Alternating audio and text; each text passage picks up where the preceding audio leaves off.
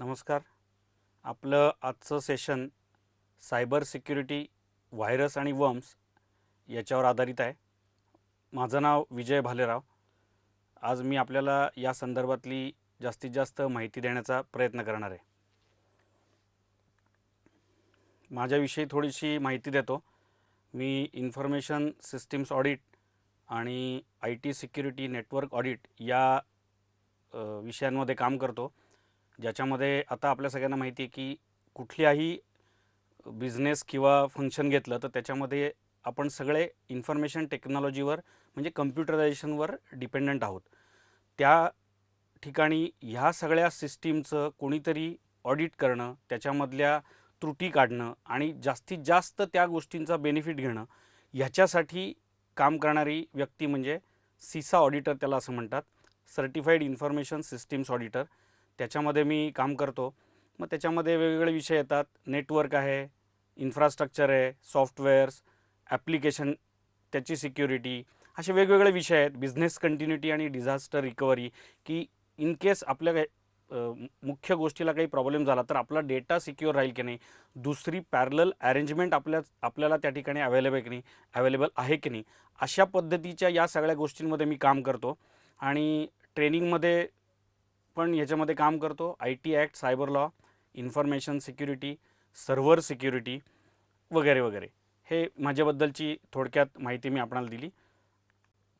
आजचा आपला जो उद्देश आहे या कार्यक्रमाचा, त्याच्यामध्ये आपण या 5-6 गोष्टींचा अंतर्भाव केलेला आहे.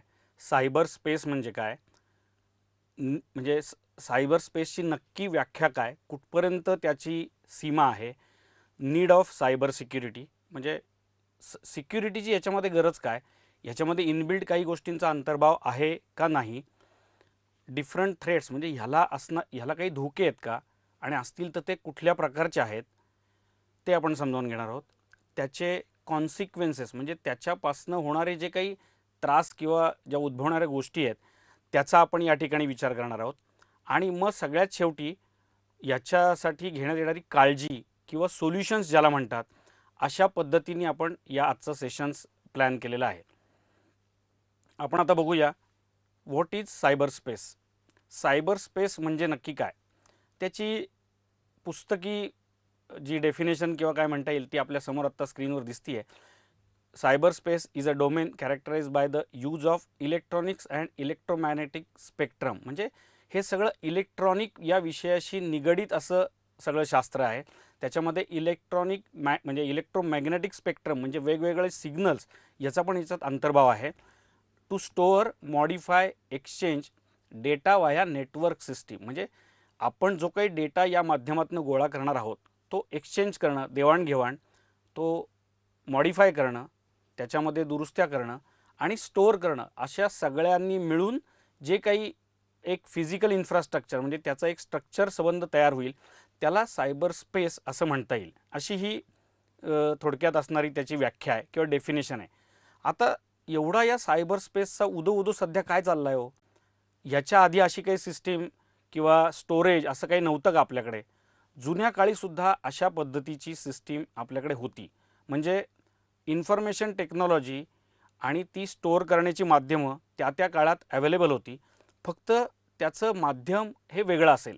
म्हणजे उदाहरणार्थ जुन्या काळी आपल्याकडे शिक्षणाची जी पद्धत होती ती गुरुकुल आणि याच्यामध्ये असणारी होती की त्या गुरूंकडे जायचं आणि तिथे जाऊन तुम्ही सगळ्या विद्या गोष्टी आत्मसात करायच्या. त्या ठिकाणून मग जे काही ज्ञान आहे ते एकतर तुमच्या मेमरीमध्ये म्हणजे आपल्या बुद्धिमत्तेवर अवलंबून स्टोअर केलं जायचं किंवा भूर्जपत्र, ताम्रपत्र अशा माध्यमातून जे काही फार आवश्यक असे सूत्र किंवा ज्याला इम्पॉर्टंट माहिती असं म्हणता येईल ती सगळी त्या माध्यमातून ते नोंदवून ठेवायचे. आता काळाच्या ओघात ही माहिती नष्ट झाली, कारण भूर्जपत्र, ताम्रपत्र ह्याचं एक लाईफ होतं, त्याचे काही ड्रॉबॅक्स होते आपण असं म्हणू, आणि त्यामुळे ती माहिती आपल्यापर्यंत सगळीच्या सगळी तशी पोचली नाही. दुसरी जी पद्धत होती की मॅन टू मॅन ट्रान्सफर म्हणजे मी एखाद्याला शिकवणं आणि त्यांनी पुढच्याला शिकवणं, ही पण एक पद्धत होती म्हणजे टेक्नॉलॉजी किंवा कुठलीही गोष्ट ट्रान्सफर करण्याची. पण त्याच्यामध्ये पण कसं झालं की मला 100% कळल्यानंतर मी 80% पुढच्याला सांगितलं, त्याच्या पुढच्यानी त्याच्यापेक्षा कमी, या पद्धतीने त्या माहितीचा तेवढ्या प्रमाणात शेवटपर्यंत फायदा झाला नाही. अजूनही काही प्रमाणात अशी माहिती उपलब्ध आहे.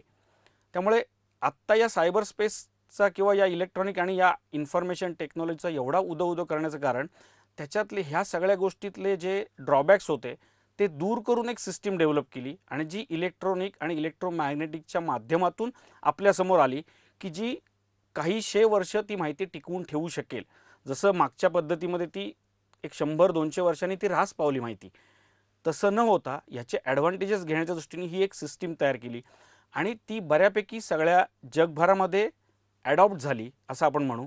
म्हणून त्याचा उदो जास्ती आहे. दुसरी गोष्ट, काळ काम वेगाच्या या युगात सगळ्यांनाच सगळ्या गोष्टी फास्ट आवश्यक आहेत, पटकन यायला पाहिजे. आपण म्हणतो अरे मी SMS पाठवला अजून नाही का मिळाला, मेल पाठवली केवळ 10 मिनटं झाली, म्हणजे इतकासुद्धा आपण त्याचा काय म्हणतात त्याला वेट करून ती बघू शकत नाही. इतके आपण त्या सगळ्या या युगात फास्ट सगळे पळतोय. त्यामुळे या इलेक्ट्रॉनिक आणि इलेक्ट्रोमॅग्नेटिक पद्धतीतून सगळ्यांना त्याचा फायदा होताना दिसून येतोय. म्हणूनच त्या सायबर स्पेसचा उदो होतोय असं म्हणायला हरकत नाही. आता या सायबर स्पेसचे काय काय कॉम्पोनंट्स आहेत ते आपण बघू.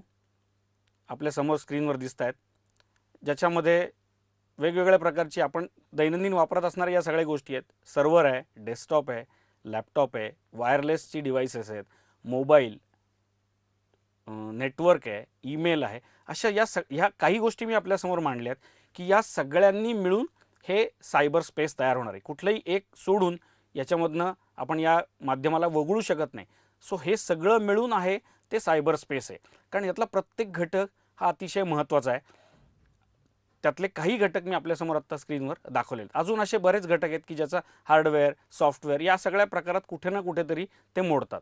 आता या ही जी सायबर स्पेस आहे ह्याचं काही लिमिट, बाउंड्री आहे का ती आपण बघू. म्हणजे उदाहरणार्थ समजा आपण असं विचार केला की भारतातील ज्या कायदे आहेत ते कोणाकोणाला ॲप्लिकेबल आहेत, तर भारताची जी सीमा आहे त्या सगळ्याला ते ॲप्लिकेबल आहेत. तसंच सायबर स्पेसची सीमा आपल्याला आखता येईल का? आत्ताच्या याच्यामध्ये सायबर स्पेसला तशा अर्थाने सीमा नाही. याचं कारण असं आहे की आपण इथे बसून जगातल्या कुठल्याही कम्प्युटरला, जर का तुमच्याकडे इंटरनेट असेल तर तुम्ही कुठेही कनेक्ट होऊ शकता. म्हणजेच भारत, अमेरिका, रशिया, चीन असं याला कुठलीही बाउंड्री नाही आहे. मी इथे बसून तिकडच्या कुठल्याही कम्प्युटरला कनेक्ट होऊ शकतो जर का मला त्याचा ॲक्सेस असेल तर. किंवा साधं उदाहरण आहे, आपण सगळेजण आत्ता या इंटरनेटच्या माध्यमातून गुगल किंवा वेगवेगळ्या साईट्स वापरतो.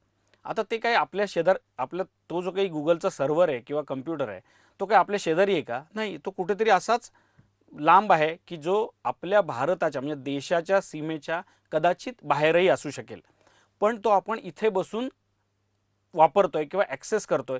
याचा अर्थ याला निश्चित अशी सीमा नाही, कारण आपण त्याची व्याख्या पण करू शकत नाही. मी कसं म्हणणार की सायबर स्पेस म्हणजे अमेरिका, चीन म्हणजे जवळपासचे देश असं म्हणता येईल का?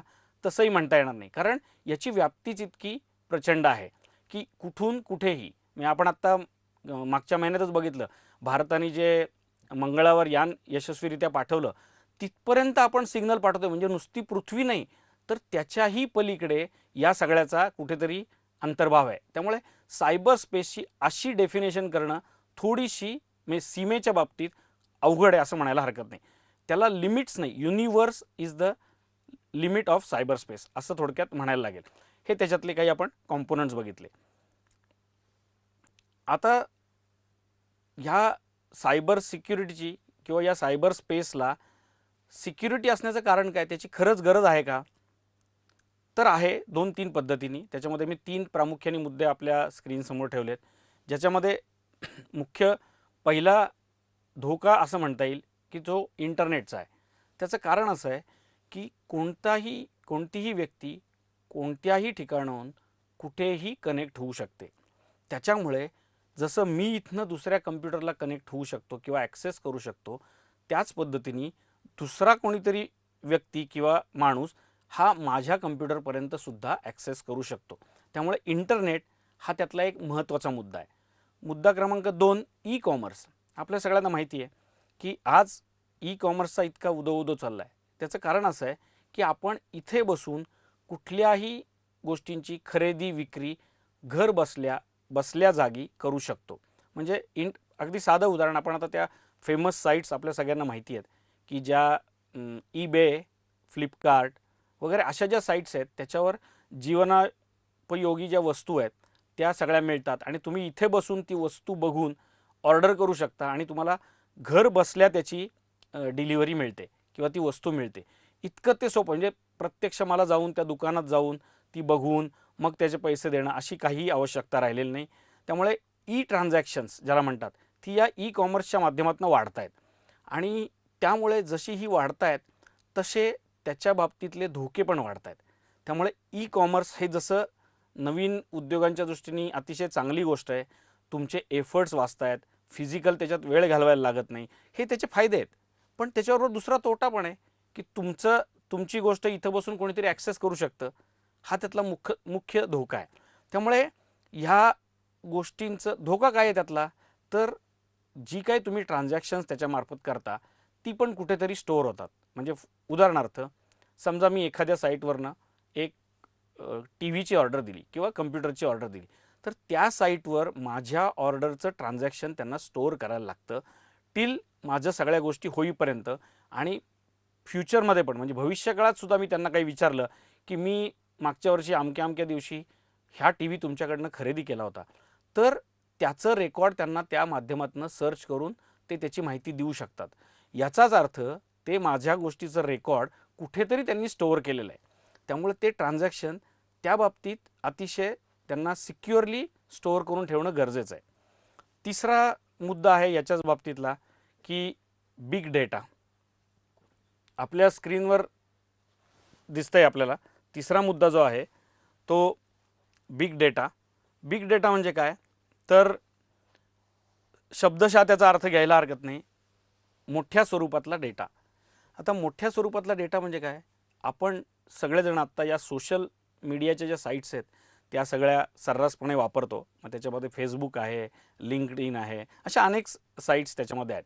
प्रामुख्याने फेसबुकसारखी साईट आत्ता आपल्या सगळ्यांना जास्ती माहिती असेल की ज्याच्यामध्ये आपण आपले फोटोज पिक्चर्स अपलोड करतो आहे. मी पोस्ट काहीतरी टाकतो आपण त्याच्यावर की आता मी गावाला चाललो आहे, कालच मला बक्षीस मिळालं वगैरे वगैरे. अशा ज्या काही सगळ्या गोष्टी आपण त्याच्यावर पोस्ट करतो किंवा ईमेल SMS हे जे सगळी माध्यमं आहेत ह्याच्यामुळे हा डेटा कुठे ना कुठेतरी स्टोअर होतो. आपल्याला वाटतं मी फेसबुकवर टाकलं, पण फेसबुकच्या सर्व्हरवर तुमची ही सगळी तुम्ही पोस्ट केलेली पिक्चर्स टाकलेली माहिती त्यांना कुठेतरी स्टोअर करून ठेवायला लागते ना. तुमच्या कम्प्युटरवर नसली तरी त्यांना कोणाला ना कोणाला तरी त्याची काळजी घ्यायला लागते. ह्यामुळे हा रोज डेटा जो आहे तो काही मेगा बाईट्सने रोज वाढतोय. म्हणजे काही ट्रिलियन बाईट्सच्या पुढे तो डेटा आत्ता गेलेला आहे आणि त्याची काळजी, स्टोरेज, सिक्युरिटी, मेंटेनन्स हे जे सगळे विषय आहेत त्या डेटा मागचे हे कोणाला तरी ॲड्रेस होतातच. हां, आपल्याला प्रत्यक्ष नाही होणार, कारण काय माझ्या कम्प्युटरवर ते नाही आहे. पण त्या ज्या साईट्स आहेत फेसबुक, लिंक्डइन किंवा अशा ज्या काही सगळ्या आहेत त्या सगळ्यांना ह्याचा सगळ्याचा कुठेतरी विचार करायला लागतो आणि तुम्ही पोस्ट केलेला डेटा अतिशय सिक्युअर राहील, पाहिजे त्या वेळेला तुम्हाला अवेलेबल होईल, या सगळ्याची काळजी त्यांना घ्यायला लागते. म्हणून बिग डेटा हा पण एक थोडासा काळजीचा विषय आहे की तो कसा मेंटेन करायचा, कारण तो कुठनंही कोणी ॲक्सेस करता येऊ शकतो. थोडक्यात या इंटरनेटच्या युगात कसं आहे, तुम्ही एका सर्टन लिमिटपर्यंत असं म्हणू शकता की येस मी सिक्युअर आहे, अन्यथा कोणीही कुठनं कुठेही ॲक्सेस करू शकतो. हा त्याच्यातला थोडासा तोटा पण आहे असं म्हणायला हरकत नाही.